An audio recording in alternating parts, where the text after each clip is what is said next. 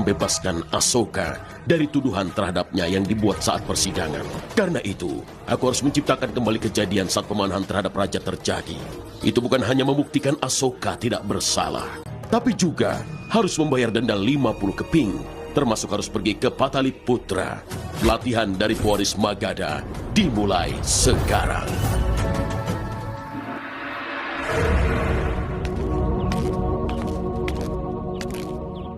Episode kali ini dimulai saat Justin melihat ibunya, Helena, termenung penuh kesedihan. Dengan rasa penasaran, ia bertanya apa yang membuat sang ibu begitu sedih. Helena pun mulai membuka luka lama yang selama ini tersimpan di hatinya. Saat berusia 16 tahun, hidupnya berubah setelah saudara laki-lakinya, Seleucus Nicator, dikalahkan oleh Chandragupta. Demi sebuah perdamaian politik, Helena diserahkan begitu saja tanpa pernah ditanya apakah dirinya siap menikah atau tidak. Bagi Chandragupta, dirinya hanyalah lambang kemenangan perang, dan sejak saat itu hidupnya terasa tidak pernah dihargai. Baik ayah maupun suaminya, tak satu pun benar-benar peduli pada perasaannya. Kini harapan terakhirnya hanyalah putranya sendiri.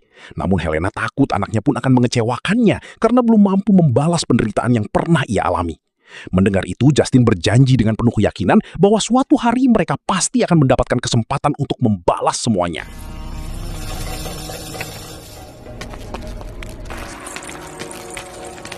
Ayo cepat semuanya. Saat pagi nanti kita harus sampai ke Pataliputra. Di tempat lain, Radha Gupta berkata pada Acarya bahwa sepertinya anak itu telah melarikan diri setelah nyawanya diselamatkan. Namun Acarya justru menjawab tenang bahwa dirinya memahami Asoka memang anak yang sulit ditebak. Tiba-tiba suara Asoka terdengar dari belakang dan membuat mereka terkejut. Ternyata Asoka sudah berada di sana. Dengan nada tajam, ia mempertanyakan kenapa Acarya rela mempertaruhkan nyawanya demi dirinya. Menurut Asoka, panah itu bisa saja membunuh Acarya saat itu juga. Ia tidak mengerti hubungan apa yang mereka miliki sampai Acarya mau mengambil risiko sebesar itu. Acarya menjawab bahwa dirinya hanya berusaha melindungi kebenaran. Tapi aku harus membayar harganya untuk itu, dengan membayar 50 keping pada perbendaharaan kerajaan. Bukankah benar kau yang telah merusak barang berharga Kerajaan Magadha? Namun Asoka tetap kesal. Baginya, ia tetap harus membayar harga mahal atas semua kejadian itu, dengan mengganti 50 keping emas kepada perbendaharaan kerajaan. Asoka bahkan menyalahkan Acarya sebagai penyebab utama semua masalah itu terjadi, karena telah membawa ibunya ke tempat tersebut. Ia lalu meminta agar ibunya dikembalikan dan mereka berjalan di jalan masing-masing. Acarya mengingatkan bahwa berdasarkan perintah raja, Asoka harus ikut bersamanya ke Pataliputra. Tetapi Asoka dengan tegas menolak dipaksa. Ia berkata dirinya memang akan pergi ke Pataliputra, namun hanya saat dirinya datang untuk dinobatkan sebagai raja. Tidak ada seorang pun yang bisa membawanya pergi tanpa izinnya sendiri. Saat suasana semakin tegang, Dharma datang dan terkejut melihat Asoka berada di sana. Begitu pula Asoka yang tidak menyangka ibunya muncul. Aku bilang turun, Asoka. Ibu, Dengar, nak. Mulai sekarang, ikuti setiap perintah yang diberikan gurumu Acarya. Kau harus mengikuti kemanapun dia pergi. tapi kenapa ibu membelanya? Apa dia memaksa ibu untuk mengatakan semua ini padaku? Dharma kemudian menjelaskan bahwa semua keputusan yang ia ambil selama ini selalu demi keselamatan dan masa depan Asoka. Ia juga mengaku telah menyerahkan tanggung jawab terhadap Asoka kepada Acarya. Asoka bingung mendengar ucapan itu dan bertanya apa maksud ibunya. Dharma menjelaskan bahwa hanya Acarya satu-satunya orang yang rela mempertaruhkan nyawa dan reputasinya demi Asoka. Menurutnya, hanya Acarya yang mampu membantu Magadha mendapatkan pemimpin yang tepat dan membimbing Asoka menuju jalan yang benar. Dengan penuh haru, Dharma mengingatkan bahwa selama ini Asoka selalu mematuhi semua perintah ibunya. Kali ini pun ia meminta hal yang sama. Ia memerintahkan Asoka untuk mengikuti apa yang dikatakan Acarya dan meminta putranya berjanji untuk menuruti permintaannya itu. Tujuanku dalam hidup adalah hanya untuk mengikuti perintahmu saja, Bu. Akan kulakukan semua seperti perintah ibu. Apa aku tidak boleh menolak perintah yang dia berikan? Saat keadaan yang sulit datang, bertanyalah pada hati. Dan juga, kau bertanyalah pada nuranimu sendiri. Ibu! Dengan hati sedih, Asoka bertanya pada Acarya apakah dirinya akan dipisahkan dari ibunya. Namun Acarya dengan tegas menjelaskan bahwa Dharma juga harus pergi ke Pataliputra. Itu adalah perintah pertamanya. Setelah tiba di sana, Asoka tidak boleh menemui ibunya, tidak boleh membiarkan siapapun tahu bahwa Dharma adalah ibunya, dan tidak boleh ada yang mengetahui hubungan mereka. Mendengar itu, Asoka langsung berteriak penuh kesedihan sambil memanggil ibunya. Dengan mata berkaca-kaca, ia bertanya kenapa dirinya dihukum seperti ini dan kesalahan apa yang telah ia lakukan hingga harus dipisahkan dari sang ibu. Hidup Raja Bidusara! Hidup Raja Bidusara! Sudah tiba di sini!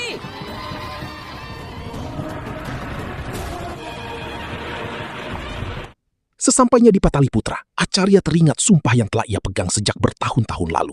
Dalam hatinya ia berkata bahwa selama dirinya masih hidup, ia akan mengabdikan hidup demi menjaga kehormatan tanah Magadha tetap utuh.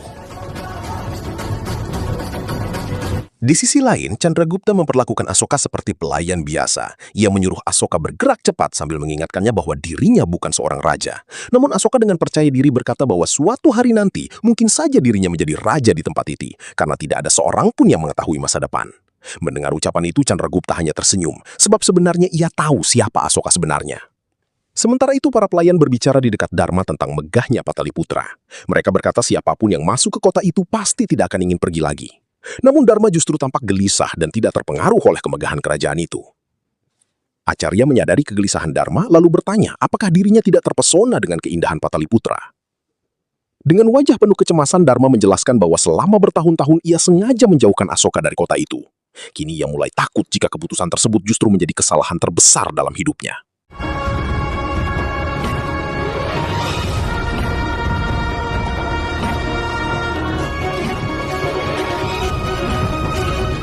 Selamat datang Yang Mulia. Selamat atas kemenanganmu terhadap Ujjaini. Aku senang sekali setelah melihatmu dalam keadaan sehat dan bugar seperti ini. Keesokan harinya, Asoka mulai menjalani hidup di istana. Ia bertanya apa yang harus ia lakukan di sana. Saat melihat deretan kuda kerajaan, Asoka sempat kagum karena kuda-kuda itu terlihat luar biasa. Namun, ia heran kenapa dirinya dibawa ke tempat itu. Chandragupta kemudian memanggil Yadupati, orang yang bertanggung jawab atas kandang kuda kerajaan. Ia memerintahkan bahwa mulai sekarang Asoka akan membantu mengurus semua kuda di sana. Asoka langsung terkejut ketika tahu dirinya harus mengurus kandang kuda. Chandragupta menjelaskan bahwa Asoka harus bekerja keras untuk membayar hukuman dendanya. Dengan kesal, Asoka mengeluh bahwa tempat itu sangat bau. Namun Chandragupta justru menyuruhnya membersihkan kandang tersebut dan segera mulai bekerja. Yadupati lalu mendekati Asoka sambil mengejeknya. Ia bertanya siapa nama bocah yang mengeluh tentang bau kandang itu. Dengan penuh percaya diri, Asoka menjawab bahwa dirinya adalah Raja Van, dan bahkan Yadupati bisa bertanya langsung kepada Raja Bindusara jika tidak percaya.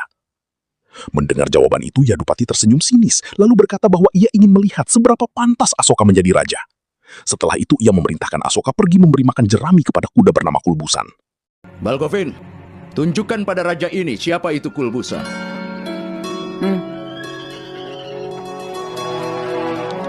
Kurasa aku adalah Raja Parnarat. Di sanalah Kulbusan.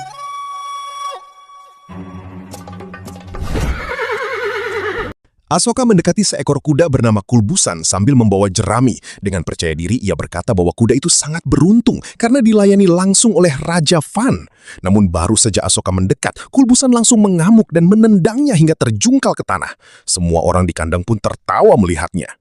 Meski dipermalukan, Asoka tidak menyerah. Ia kembali bangkit lalu mencoba mendekati Kulbusan sekali lagi. Asoka memperingatkan kuda itu agar tidak menyia-nyiakan kesempatan dilayani olehnya. Namun Kulbusan kembali marah dan menendang Asoka untuk kedua kalinya. Tawa orang-orang semakin keras. Salah seorang penjaga kandang lalu berkata bahwa Kulbusan bukan kuda biasa. Tidak ada seorang pun yang mampu menjinakkannya. Bahkan Balgovin, orang yang setiap hari memberinya makan, tetap tidak bisa menyentuhnya. Menurut mereka hanya seorang raja sejati yang mampu mengendalikan Kulbusan.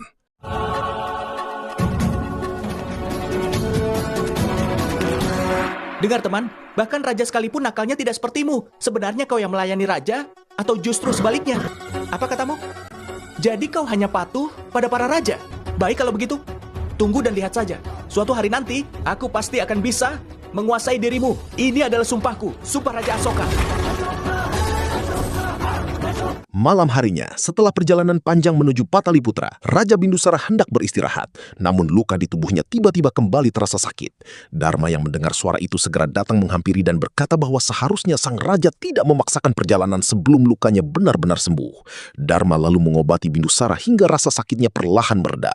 Bindusara menatap Dharma dengan rasa bersalah lalu meminta maaf. Namun Dharma menolaknya dan berkata bahwa sang raja tidak perlu meminta maaf padanya. Bindusara kemudian berkata bahwa ia tidak suka berhutang budi.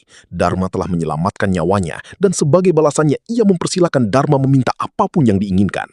Namun Dharma hanya meminta satu hal, agar Bindusara berhenti berperang. Dharma kembali mengingatkan bahwa kekerasan yang dibalas dengan kekerasan hanya akan membawa penderitaan tanpa akhir. Jalan damai memang paling sulit, tetapi itulah jalan menuju kebaikan. Jika kekerasan dihadapi dengan kekerasan, Maka bagaimanakah akhirnya? Mendengar kata-kata itu, Bindusara terdiam. Ucapan Dharma mengingatkannya pada seseorang dari masa lalunya. Dengan lirih ia berkata bahwa Dharma tidak mungkin orang yang sama, karena wanita itu telah lama tiada. Bindusara juga mengingat bahwa wanita tersebut sangat membenci kekerasan. Namun sebagai seorang raja dan kesatria, Bindusara merasa tetap harus menjalankan tugasnya untuk berperang demi Magadha. Karena itu, ia meminta Dharma mengajukan permintaan lain. Tetapi Dharma berkata bahwa ia tidak memiliki permintaan selain itu. Akhirnya, Bindusara pun berjanji bahwa suatu hari nanti, demi membalas jasa Dharma yang telah menyelamatkannya, ia akan mengampuni nyawa seseorang atas permintaannya.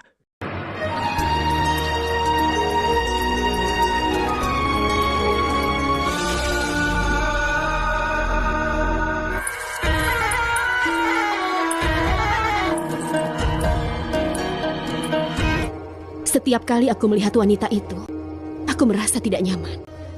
Kurasa itu hal yang aneh. Kalau kau cemburu pada wanita itu, di mana kau tidak pernah merasa cemburu pada Dharma yang sangat aku cintai?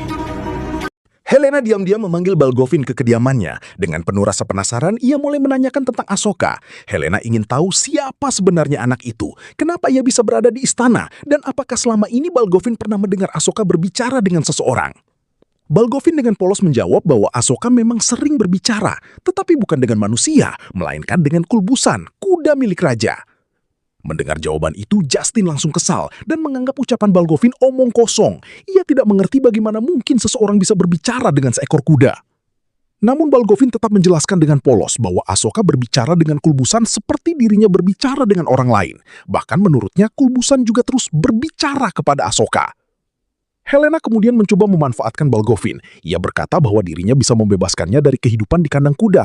Tetapi sebagai gantinya, Balgovin harus memberikan semua informasi tentang Asoka dan terus mengawasinya. Apa tidak salah yang kau lakukan? Apa menurutmu dia bisa mengetahuinya? Kalau dia tidak tahu, maka dia akan mati. Balgovin, kau sudah tidur? Di malam hari, Asoka kembali berada di dekat kulbusan. Seperti biasa, ia mulai berbicara pada kuda itu seolah sedang berbicara dengan sahabatnya sendiri. Asoka berkata bahwa dirinya memang sulit tidur dan selalu suka berbicara sebelum beristirahat. Ia lalu mulai menceritakan bagaimana dirinya bisa sampai ke tempat itu. Menurut Asoka, semua ini terjadi karena Acarya telah menjebaknya hingga ia harus membayar denda 50 keping emas. Bahkan Asoka mengejek bahwa mungkin Acarya sendiri belum pernah melihat emas sebanyak itu. Dengan santai, Asoka juga berkata bahwa suatu hari nanti ia akan pergi dari tempat tersebut. Namun kemudian ia mulai membayangkan bagaimana jika dirinya benar-benar menjadi penerus raja. Ia bertanya pada kulbusan, apakah seorang calon raja juga boleh merasa lelah dan ingin bebas? Saat berbicara itulah Asoka tiba-tiba teringat pada ibunya. Ucapan Dharma tentang kejujuran kembali terngiang di kepalanya, membuat wajah Asoka perlahan berubah sedih. Ibu, kenapa ibu menghukumku? Apa kesalahanku, Bu? Di tengah malam, Asoka kembali teringat pada ibunya. Dengan tatapan sedih, ia bertanya-tanya dalam hati di mana Dharma berada saat ini dan apa yang sedang dilakukannya. Kerinduan itu membuat Asoka tidak tahan lagi. Ia ingin bertemu dengan ibunya.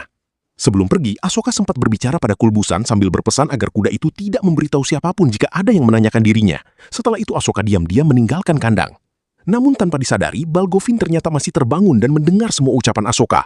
Mata-mata Helena itu langsung mengetahui bahwa Asoka sedang mencoba pergi diam-diam.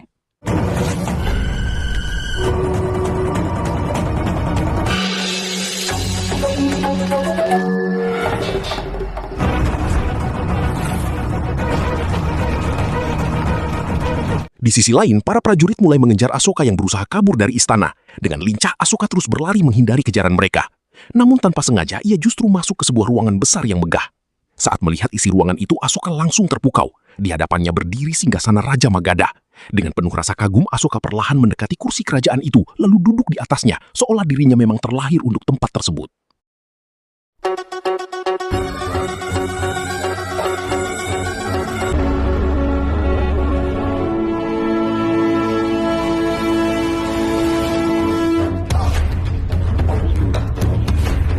Aku Raja Asoka memberikan perintah untuk melepaskan kulbusan sekarang juga.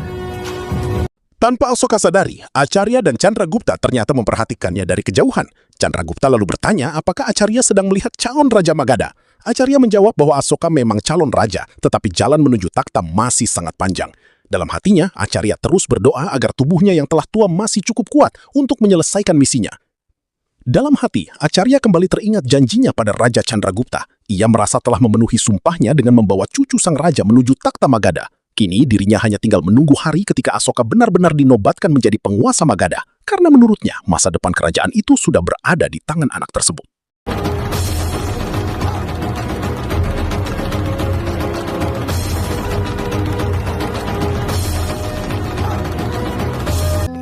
Hentikan anak itu! Dia melarikan diri!